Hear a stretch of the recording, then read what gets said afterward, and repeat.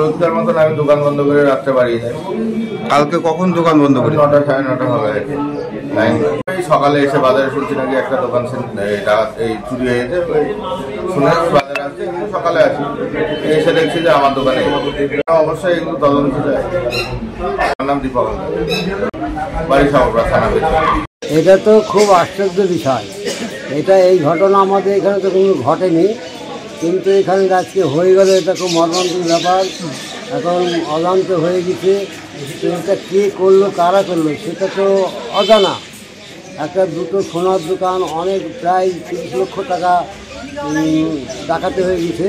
তো ক্যামেরা ফ্যামেরা সব ধরে দিয়েছে। আমাদের পঞ্চায়েত, আমি সাগরপাড়া গ্রাম পঞ্চায়েতের উপপ্রধান বলছি, আমাদের পঞ্চায়েতে আমাদের সিসি ক্যামেরা আছে, সেটাই যদি পঞ্চায়েত খুললে আমরা দেখবো সেটাতে কোনো ছবি পাওয়া যায় কি না। হ্যাঁ, এটা আমরা প্রশাসনের সাহায্য নিচ্ছি। প্রশাসন যেন এটা তদন্ত করে যেন দেখা হয়, যাতে আমরা সেই দোষীকে ধরতে পারে, তার সহযোগিতা যেন প্রশাসন করে, এই আশা রেখে আমি নুরুল মণ্ডল, সাগরপাড়া গ্রাম পঞ্চায়েতের উপপ্রধান।